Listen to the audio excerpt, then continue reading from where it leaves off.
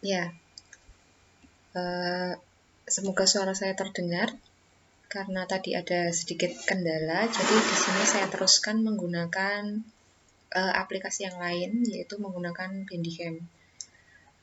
Seperti yang tadi sudah disampaikan oleh Ibu Fitri, bahwa itu sudah benar, bahwa yang pertama itu adalah yang harus dilakukan adalah menggunakan asesmen diagnostik, kemudian yang kedua adalah menggunakan asesmen formatif, kemudian yang ketiga adalah menggunakan asesmen sumatif. Kemudian untuk asesmen diagnostik sendiri itu nanti akan dibedakan menjadi dua, yaitu diagnostik non-kognitif dan yang satunya adalah diagnostik kognitif. Yang perlu Bapak Ibu pahami itu adalah bahwa ketika asesmen ini tidak hanya dilakukan pada awal tahun, jadi ini tidak hanya dilakukan pada awal tahun saja atau pada akhir tahun saja, tapi dilakukan selama 1 tahun berjalan. Karena apa? Karena yang namanya asesmen ini tidak hanya dilakukan di awal dan di akhir, tapi bisa sifatnya adalah harian bisa mingguan, kemudian ada yang bisa bulanan, kemudian bisa juga sifatnya 6 bulan atau semester. Nah, kemudian ada yang sifatnya 1 tahun atau penilaian akhir tahun. Nah, seperti itu. Untuk lebih jelasnya, mari kita simak asesmen diagnostik itu yang seperti apa, asesmen formatif itu yang seperti apa, dan asesmen sumatif itu yang seperti apa.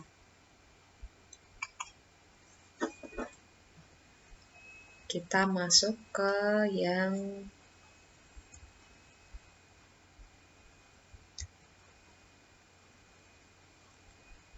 asesmen diagnostik dulu.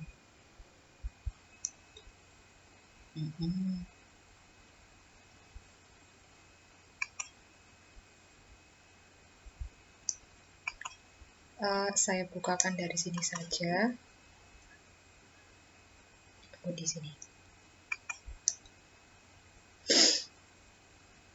Ya, di sini dapat Bapak Ibu saksikan bahwa tujuan dari asesmen diagnostik itu yang pertama ada yang sifatnya adalah non-kognitif, ada yang sifatnya non-kognitif, dan kemudian ada yang sifatnya adalah kognitif. Untuk non-kognitif, ini biasanya nanti dapat Bapak Ibu kendalikan sendiri atau nanti dapat Bapak Ibu minta tolong bantuan BK. Jadi BK nanti punya data, Bapak Ibu juga nanti punya data. Nah, paling tidak data yang Bapak Ibu miliki itu adalah data-data yang sifatnya basic tentang kepribadian si anak dan berikut latar belakangnya. Jadi, yang pertama untuk data yang non-kognitif ini mengetahui kesejahteraan, psikologi, dan sosial emosi siswa.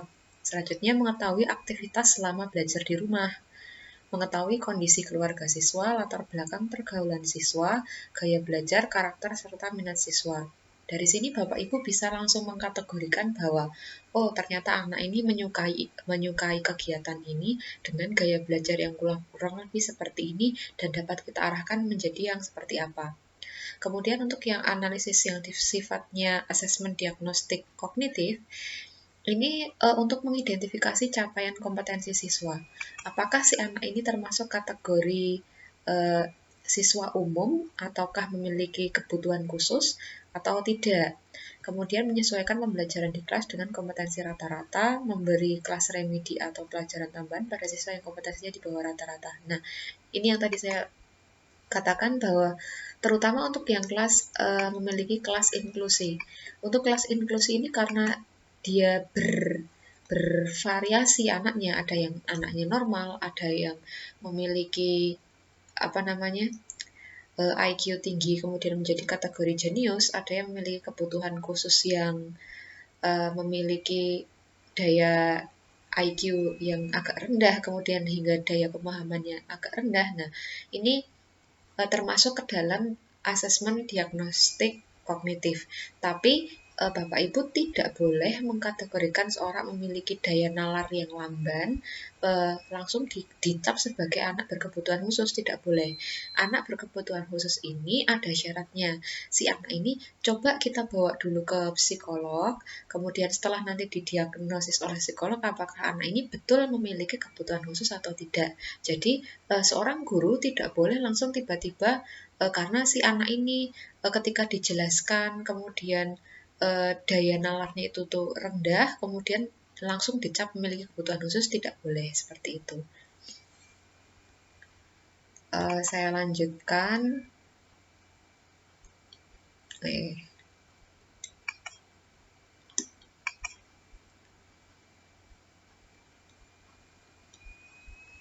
Oh sudah.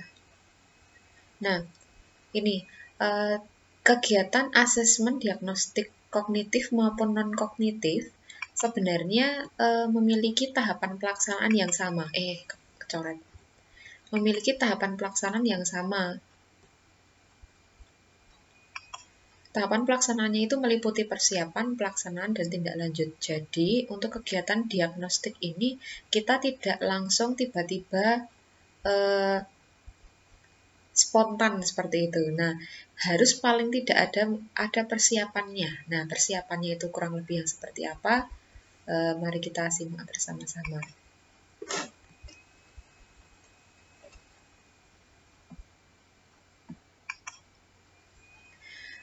Kegiatan tahap persiapan itu meliputi menyiapkan alat bantu, entah itu berupa kuesioner bisa, apakah itu nanti bisa mengisi lewat Google Form itu kalau seandainya tidak bisa tatap muka itu juga bisa.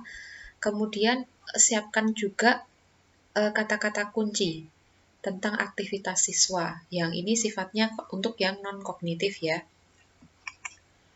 Nah, untuk tahap pelaksanaannya ada yang bisa dengan kalau seandainya bisa tatap muka ataupun seandainya tidak ya berarti nanti sifatnya itu bisa bercerita. Kalau tidak bercerita ya berarti wawancara. Tapi untuk Bapak Ibu ketahui untuk wawancara seperti ini tidak kemudian soalnya kadang ada anak yang tidak suka bercerita langsung akhirnya jadi merasa terintimidasi kemudian banyak akhirnya tidak mengakui sesuatu. Nah, itu juga sering kejadian seperti itu. Kemudian si anak ini juga bisa menuliskan apa ya namanya ya, menuliskan hal-hal yang tadi berupa kata kunci pertanyaan yang Bapak Ibu tanyakan. Atau kalau seandainya ada anak yang memiliki karakteristik dia itu tuh suka menggambar, nah itu mungkin dia bisa sambil menggambarkan apa yang dia rasakan. Nah, kurang lebih seperti itu. Kemudian nanti bisa Bapak Ibu analisa. Diagnostik non-kognitif strategi tanya jawab. Nah, ini untuk tanya jawab tadi bisa dilakukan menggunakan tiga hal yang tadi. Jadi bisa yang langsung tidak langsung, ada yang sambil si anak ini bercerita, kemudian kita pancing tanpa si anak ini menyadari, kurang lebih seperti itu. Kemudian yang menjadi tindak lanjutnya adalah ini, identifikasi siswa dengan ekspresi emosi negatif dan ajak berdiskusi empat mata.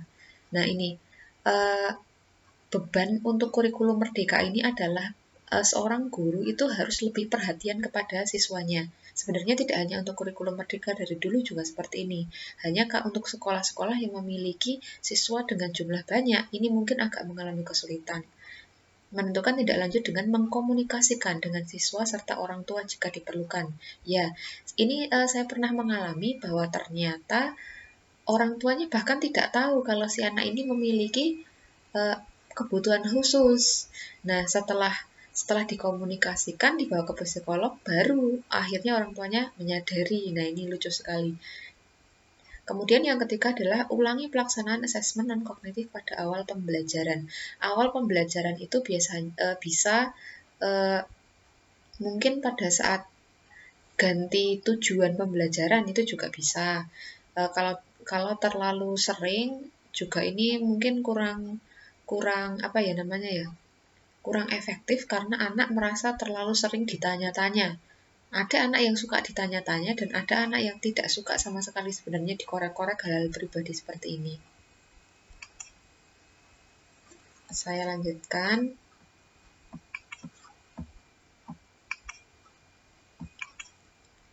Untuk asesmen diagnostik kognitif ini juga sama, memiliki tahapan persiapan, pelaksanaan, serta tindak lanjut. Nah, untuk yang diagnostik kognitif ini berupa kalimat yang sifatnya itu adalah evaluatif.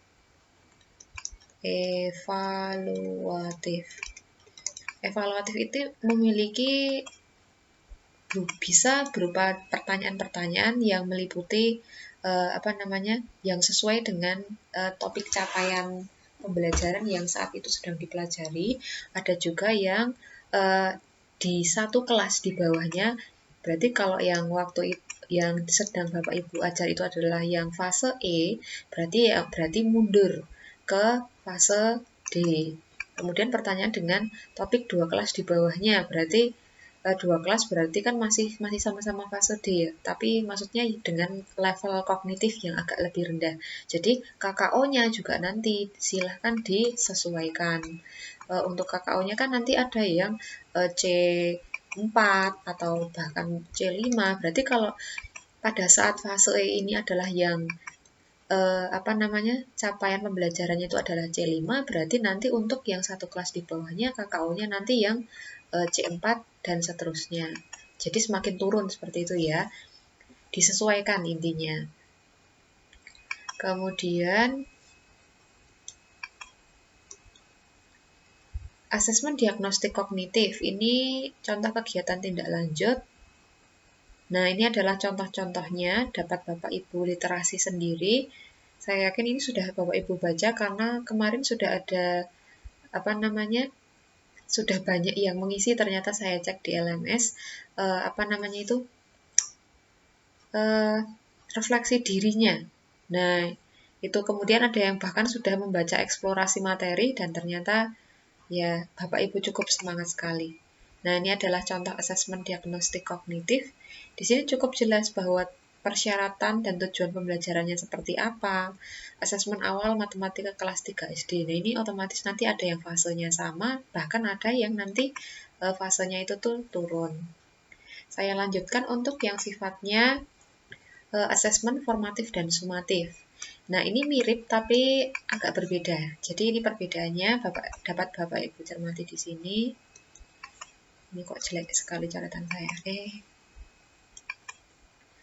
Asesmen formatif, kemudian ada yang asesmen sumatif. Ini saya berikan warna yang berbeda.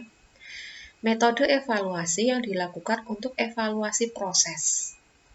Metode evaluasi yang dilakukan di akhir pembelajaran. Evaluasi proses.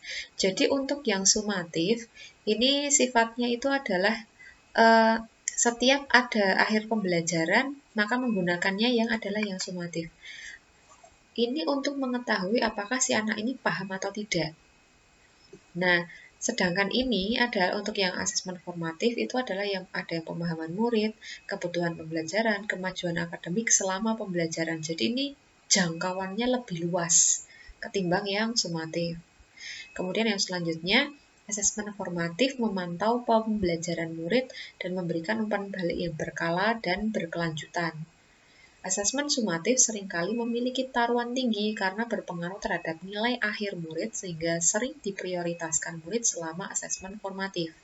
Jadi, bisa dikatakan bahwa sebenarnya asesmen sumatif ini berada di dalam asesmen formatif. Karena asesmen sumatif ini juga menjadi salah satu perhitungan pencapaian pembelajaran pada akhir capaian. Jadi ini harus harus sinkron dan harus selaras. Selanjutnya yang ketiga, bagi siswa asesmen formatif berfungsi membantu murid mengidentifikasi kekuatan dan aspek yang perlu dikembangkan. Dari asesmen sumatif ini, si anak ini bisa mengerti, oh di matematika kekuatan saya adalah ini.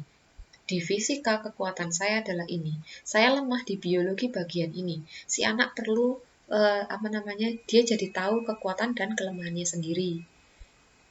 Dan selanjutnya di sini asesmen sumatif memiliki taruhan ini sudah. Bagi guru dan sekolah, asesmen formatif berfungsi memberikan informasi mengenai tantangan apa yang dihadapi murid dalam proses pembelajaran proyek. Makanya di sini adalah jangka panjang. Umpan balik dari asesmen hasil akhir ini dapat digunakan untuk perkembangan murid dan sekolah merancang aktivitas untuk proyek berikutnya. Ya, asesmen formatif dapat diberikan oleh guru, teman, atau diri sendiri. Jadi untuk yang penilaian formatif ini luas, guru bisa, teman bisa, diri sendiri bisa. Untuk yang asesmen sumatif ini sebenarnya ya teman bisa, tapi kebanyakan asesmen sumatif ini dilakukan oleh guru. Seperti itu. Mari kita lihat lanjutannya. Kalau sampai di sini ada yang mau Bapak Ibu tanyakan, boleh.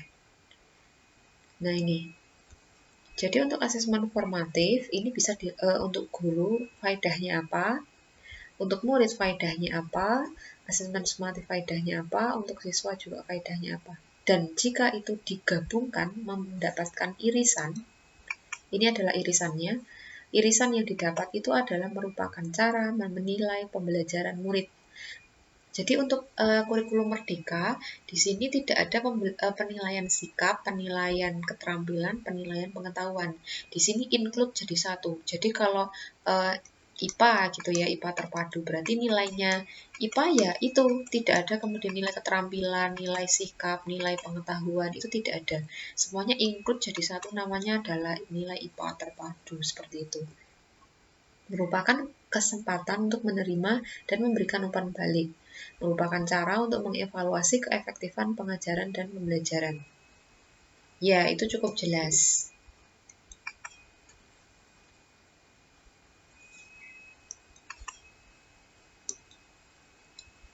Kondisi saat ini adalah sebagai reflektif ya Bapak Ibu. Refleksi untuk kita semua bahwa pada kenyataannya, kondisi saat ini, realnya, memang bahwa assessment of learning itu memang paling dominan dilakukan oleh guru. Istilahnya itu siswa itu digeret-geret agar bisa seperti itu. Padahal kita juga kadang tidak memperhatikan bahwa ternyata anak ini nggak suka pelajaran ini, dia nggak punya bakat di bidang ini. Tapi kita paksa dengan menggunakan istilahnya sistem KKM. Nah itu sebenarnya kurang betul dan ini memang diperbaiki di kurikulum Merdeka dan ini sudah cukup baik. Jadi harapannya itu adalah antara assessment of learning, kemudian assessment of learning, for learning, as learning. Itu adalah hal yang balance. Semuanya balance, seperti itu.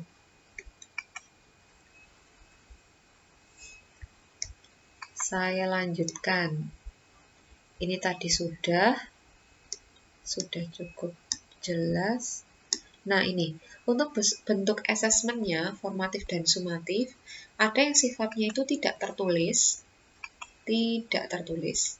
untuk dan ada yang sifatnya adalah tertulis. Ini ya, ini tertulis. Nah, apa sih yang membedakan antara tertulis dengan tak tertulis? Nah, ini untuk yang tak tertulis dulu. Yang tidak tertulis itu bisa menggunakan diskusi kelas, bisa menggunakan produk, bisa menggunakan presentasi, drama, boleh bermain peran gitu ya, itu juga boleh. Untuk yang diskusi kelas, karena tidak tertulis itu bisa guru itu melakukan observasi. Ketika si anak itu sedang melakukan diskusi, kemudian guru berkeliling, kemudian sambil menilai, itu boleh. Kemudian untuk yang hasil berupa produk, produknya bebas, tergantung capaian dan yang diminta itu apa. Itu dari situ juga bisa, maksudnya kita lihat secara ini, kemudian ada rubriknya, bisa itu nanti dinilai. Presentasi, seperti biasa siswa melakukan publikasi, melakukan publikasi istilahnya. siswa melakukan publikasi, kemudian nanti kita bisa assessment dari apa yang sudah dia tampilkan. Kemudian drama boleh, kemudian apa sih itu namanya, bermain peran itu juga di sini boleh. Tes lisan iya. Jadi kayak brainstorming, tanya jawab seperti itu. Jadi kadang anak itu tidak menyangka bahwa ketika dia menjawab pertanyaan sebenarnya dia sedang dinilai. Ini untuk yang tidak tertulis ini bisa dinilai macam-macam, nilai sikapnya bisa, nilai pengetahuan bisa, nilai keterampilan bisa, tinggal tergantung gurunya ingin menggunakan yang mana. Nah, ini untuk yang tertulis sama, ini refleksi, esai, poster, jurnal, dan tes tertulis. Untuk yang refleksi ini, jadi si anak itu bisa sambil mengingat bahwa, oh ternyata yang materi kemarin saya tidak bisa. Tidak bisanya itu di mana dan kenapa. Dan apakah itu bisa saya terapkan dalam hidup saya, materi pelajaran itu atau tidak. Nah, itu adalah poin penting dari refleksi. Selanjutnya untuk yang esai, untuk yang esai ini ada yang, tapi memang lebih baik yang esai untuk yang bentuknya. Kenapa yang esai? Karena esai itu melatih daya kreativitas siswa dalam menuangkan gagasan pikirannya. Kalau objektif itu biasanya masih bisa diarahkan oleh gurunya untuk memilih jawaban ini. Sedangkan untuk esai itu kadang pemikiran siswa itu justru out of the box. Ketika kita berikan permasalahan ini, niatnya gurunya diarahkan menuju ke permasalahan yang A, ternyata ada anak yang memiliki pemikiran ke arah M atau N, bahkan Z, seperti itu. Selanjutnya untuk yang poster, mendorong kemampuan murid untuk mengeksplorasi topik dan mengkomunikasikan pemahaman mereka dengan cara semenarik mungkin. Jelas. Untuk poster, kemudian apa ya namanya ya? Mural, bahkan mural itu apa ya? Kayak menggambar tapi di dinding. Itu juga ada sisi edukasinya. Asalkan itu diarahkan menuju hal-hal yang positif, bukan kemudian akhirnya menggambar di tembok tetangga gitu, bukan. Jurnal, kalau jurnal ya. Jurnal ya. Jadi observasi kemudian di jurnal. Tes tertulis. Untuk tes tertulis, kuis pilihan ganda, pertanyaan, menerapkan, ya ini. Untuk tes tertulis ini biasanya nanti sifatnya adalah yang ya lebih ke formatif atau sumatif, ya dua-duanya bisa. Cuma akan lebih, kalau seandainya ingin mengembangkan kreativitas ya lebih baik menggunakan yang esai seperti itu. Tapi untuk kurikulum merdeka itu tidak hanya menggunakan pilihan ganda. Mencocokkan boleh, memasangkan boleh, ada kata-kata acak kemudian diambil kata yang benar itu juga bisa. Sekreatifnya gurunya. Bahkan ada yang ternyata ketika ada yang bermain huruf itu dapat mengidentifikasi ternyata ada seorang anak yang mengalami speech delay. Nah, itu juga bisa. Intinya guru yang kreatif itu kadang melahirkan melahirkan siswa-siswa yang lompatannya itu jauh lebih tinggi ketimbang gurunya. Nah, Bapak Ibu, ini adalah hampir mendekati terakhir. Kenapa umpan balik itu sangat penting? Umpan balik itu tiktokan antara guru dengan siswa. Jadi guru nanya, siswa menjawab. Oh, jadi gurunya punya, oh ternyata ini anak paham. Oh, ini anak tidak paham. Oh, ini anak kreativitasnya jalan. Oh, anak ini tidak suka mikir hal-hal yang sifatnya eksak atau dan sebagainya. Nah, itu nanti begitu. Ini sangat penting. Jadi ada yang untuk guru, ini, kemudian yang untuk siswa. Memberikan informasi jelas, membantu siswa mengetahui kelebihan dan kekurangan, memberikan kesempatan belajar satu sama lain. Jadi anak yang tidak paham itu bisa menyadari. 10 prinsip pemberian umpan balik yang efektif. Nah, ini mantap jiwa Bapak Ibu. Ada banyak sekali. Ada 10. Mudah dimengerti. Transferable. Transferable itu poinnya itu mudah mudah dikembangkan, mudah diterapkan, sifatnya itu kontekstual seperti itu. Kemudian melihat ke belakang. Si anak ini dapat lihat kemarin saya bisanya ini, sekarang saya bisa lebih baik di bidang yang ini. Maksudnya itu begitu. Kemudian spesifik itu mengerucut ke bidang yang mau dicapai itu apa. Nah, itu yang mau kita sasarkan. Spesifik. Ini tulisannya apa tidak terlihat. Ini adalah yang tepat waktu, dipakai untuk perbaiki diri kegiatan berikutnya. Iya.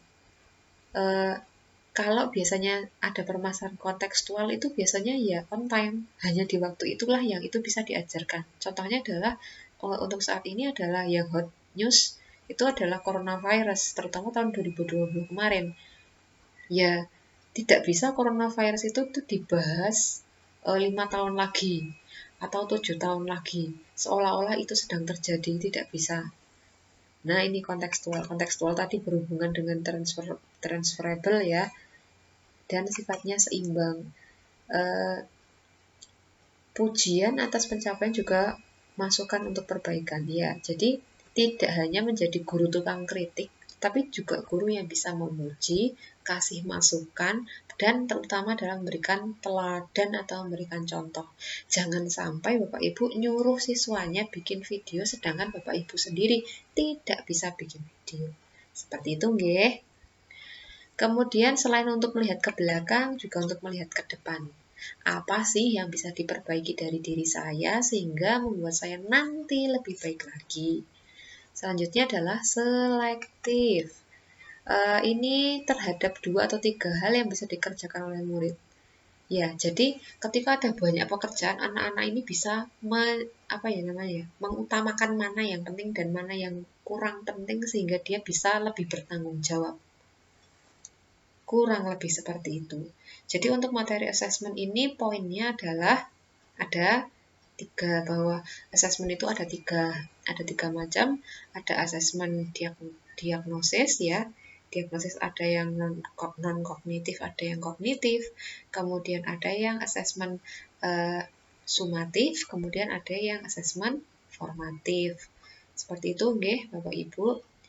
Untuk formatnya itu nanti Bapak Ibu dapat lihat di LMS, dapat Bapak Ibu perhatikan di sana. Nanti dapat didiskusikan juga pada LMS setelah kegiatan sinkronus ini kan Bapak Ibu kan kembali ke kegiatan asinkronus. Nah, nanti di situ Bapak Ibu dapat mempelajari mana nanti hal yang kurang jelas, nanti silahkan dapat Bapak Ibu bahas di situ, atau kemudian dapat menghubungi fasilitator. Boleh nanti ditanyakan di grup besar, itu juga boleh. Sampai di sini ada yang mau ditanyakan atau tidak? Oke.